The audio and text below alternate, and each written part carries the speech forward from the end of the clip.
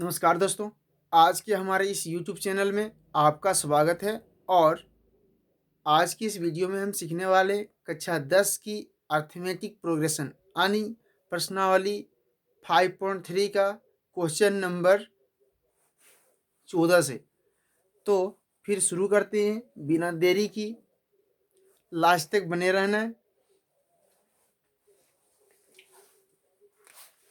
जैसे कि दिया है 14 नंबर, 0 और 50 के बीच की विषम संख्याओं का योग ज्ञात कीजिए। यानी कि जो विषम संख्या 0 और 50 जो दिया है उसका विषम संख्या का योग ज्ञात करना है। जैसे कि हम जानते हैं 0 से 50 के बीच बीच विषम संख्या जो होगी 1 है और 3 होगा। जैसे कि दो दो का अंतर अगर हम मान के चलें तो ये 5 होगा, 7 होगा। अगर दो दो का अंतराल में ये बढ़ता जाएगा तो टोटल हम बात करें तो इसका जो होगा टोटल पद होगी 49। ये जो है टोटल ये विषम संख्या 49 होगा। तो टोटल जो पद होगा दो दो का अंतराल में है तो इसका टोटल पद जो होगी 25 हो जाएगा। एन का अगर वैल्यू हम बात करें तो ये हो जाएगा 25, क्योंकि दो दो का अंतराल में ये होता है 25 हो जाएगा। इसीलिए हम पहले जानते हैं कि ए का अगर हम वैल्यू लेते हैं तो 1 हो जाएगा। और डी का वैल्यू तो ये डी का वैल्यू हमें निकालने की जरूरत नहीं है, पर डी का हमने वैल्यू अगर निकालते हैं तो 2 निकलेगा, इसका 2 निकलेगा। पर हम बात करें तो इसको अभी नहीं निकालते हैं, क्योंकि अब हम इसके फॉर्मूला से अगर योग बोला है निकालने के लिए तो इसको योग निकाल करके हम इसी से फॉर्मूले से हम सारा निकल जाएगा। क्योंकि अगर हम बात करें तो ए एन तथा एल का जो वैल्यू जो दिया है 49 दे रखा है। तो हम जानते हैं कि एस एन बराबर होता है n/2 ए प्लस एल होता है। तो एन का जो वैल्यू हमने रखा है तो 25 दे रखा है, तो 25 लिखेंगे बचे 2। और ए का जो वैल्यू दिया है, ए का वैल्यू 1 है और एल का वैल्यू हम बात करें तो 49 दिया है।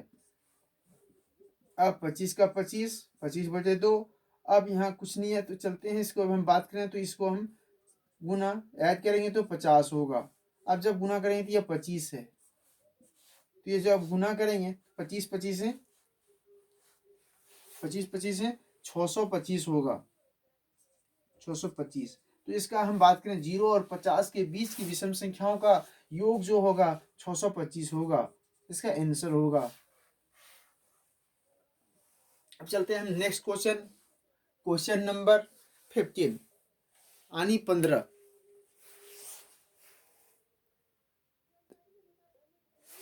तो फिर चलते हैं हम क्वेश्चन नंबर 15। जैसे कि दिया है कि पहले दिन की जुर्माना जो है 200 है और दूसरे दिन का जुर्माना जो है 250 है और तीसरे दिन का जुर्माना जो है 300। यानी कि इसमें से बताया है कि 50-50 की अंतर है। तो जितना भी जुर्माना लिया जा रहा है उनमें से 50-50 की जो से है कि 50-50 रुपये की जुर्माना बढ़ता जाता है। और इसमें बताया है कि दिनों की जो विलम्ब है वो विलम्ब 30 दिन का विलम्ब है। तो एन हम मान लेंगे, एन का जो वैल्यू है 30 दिया है। तो हम जानेंगे जब जैसे कि दिया है कि ए का अगर हम वैल्यू लेते हैं तो 200 होगा और अगर डी का वैल्यू हम निकालते हैं तो डी बराबर होता है A2 माइनस A1। तो A2 का वैल्यू दिया है 250 माइनस 200, तो बराबर हम बात करें तो ये डी का जरूरत है नहीं इसमें, पर हमने क्या करी ये जीरो डी का वैल्यू भी निकाल दिया। तो चलते हैं एन का जो वैल्यू है टोटल जो विलम्ब है 30 दिन के लिए, इसीलिए एस एन का हम वैल्यू निकालते हैं तो निकलेगा n/2 2a plus n minus 1 ये डी, ये उसका फॉर्मूला है। इसीलिए n का वैल्यू जो दे रखा है 30 है तो 30 हम पुट कर देंगे, 2 का 2 और 2 का 2। a का वैल्यू जो दिया है 200 है तो 200 लिख देंगे और प्लस n का वैल्यू है 30 तो 30 कर देंगे और माइनस 1 और d का जो वैल्यू आया 50 तो 50 अभी हम 50 पुट कर दिया। अब चलते हैं अगर हम इसको डिवाइड करेंगे तो ये 15 बार में हो कटेगा, ये है ना 15, तो ये 400 हो जाएगा और प्लस अगर माइनस करेंगे इसमें से तो 29 गुना 50। अब बात करें तो इसको 15 का 15 लिखने रहने देंगे और इसको हम गुना करेंगे 400 प्लस और 0 का 0, 5 45 45 4 5 10 4 14 हो जाएगा। ये है। अब 15 का 15 आप इसको ऐड करेंगे तो हो जाएगा 1850। 1850। अब हम जब इसको मल्टीप्लाई करेंगे तो 0 का 0, 15 पच्चीस 75, हाथ में 7, 120, 120 और 7, 27, 27, हाथ में 12 बच गया, 12, 15 और 12, 15 12 27। तो इसका आंसर जो होगा 27, 27,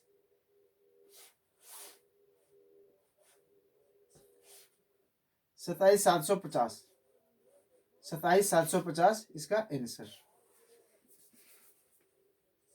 27,750 इसका होगा, इसका योग होगा तो ये इसका होगा, तो 27,750 इसका आंसर होगा। फिर चलते हैं हम नेक्स्ट क्वेश्चन, क्वेश्चन नंबर 16।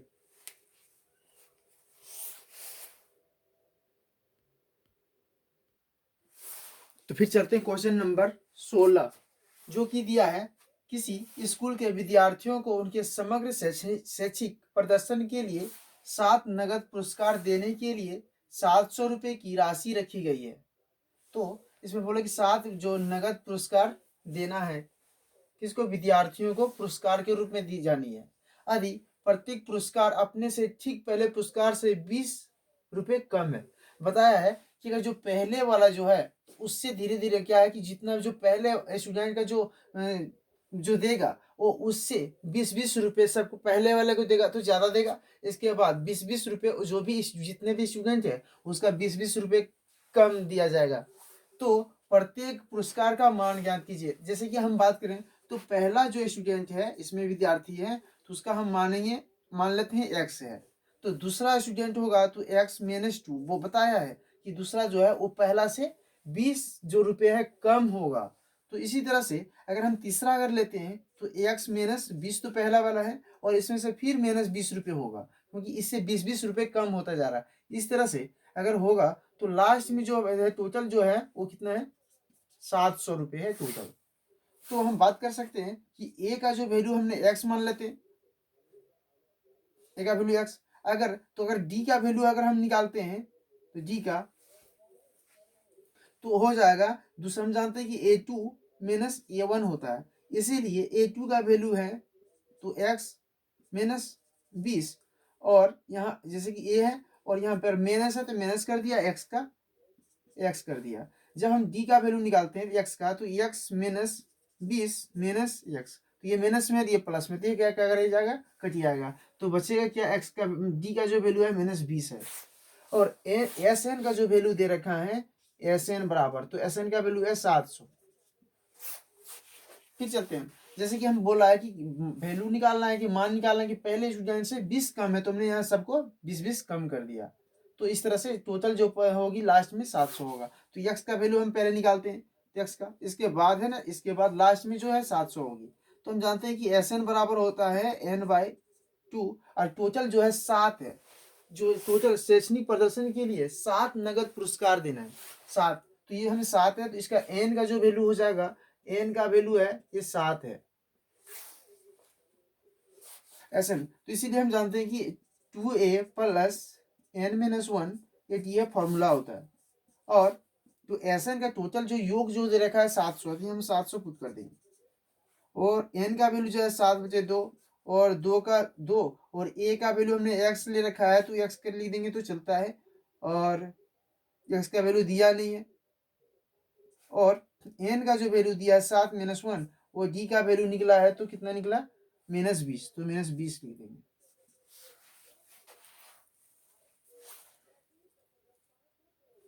अब 700 का 700 - 7 बराबर 7/2 और 2x + 6। अगर 6 को हम जब करेंगे 6 और इसको है -20 को गुना करेंगे। अब बात करें तो 700 - बराबर 7/2 और हम 2x प्लस नहीं प्लस माइनस में अगर गुना करेंगे तो माइनस होगा, माइनस 6 दूनी 12, 120, 12 120 आ गया। अब हमारे पास जगह नहीं है इसलिए साइड में थोड़ा बढ़ते हैं।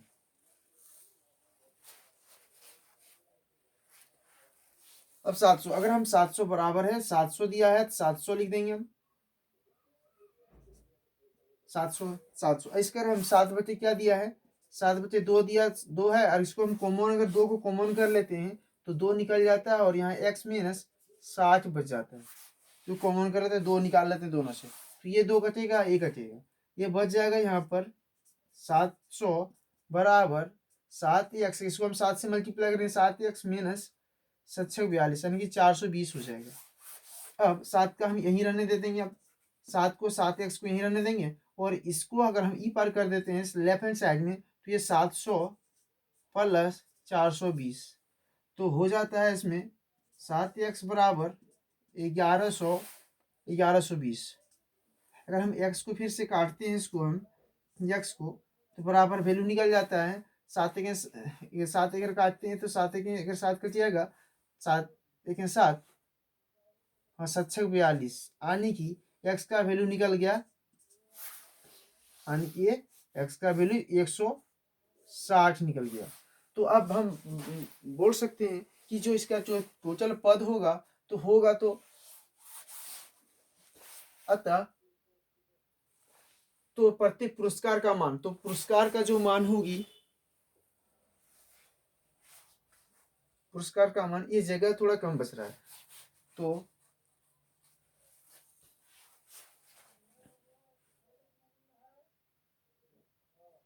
हम बोल सकते हैं कि पुरस्कार का मान जो है अतः पुरस्कार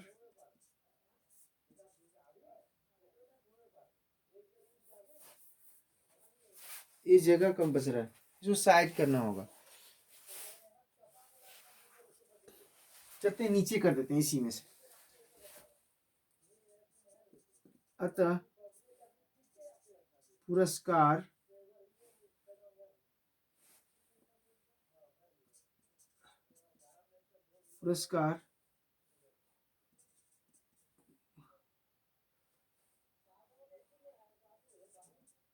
मान जो होगी, मान बराबर जो होगा कितना, x का हमने लिया 60 है तो 160, तो इसको हम 160 में से 20 कम करते जाएंगे तो ये हो जाएगा 140, 120, 180, 60, 40, ये टोटल रुपए ये इसका आंसर होगा।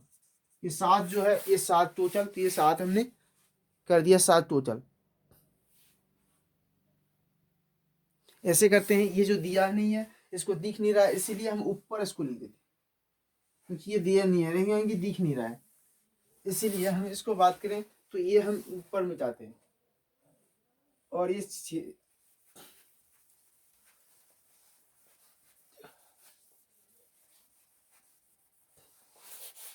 तो x का वैल्यू निकल गया 160, तो इसका हमने x का वैल्यू है तो अतः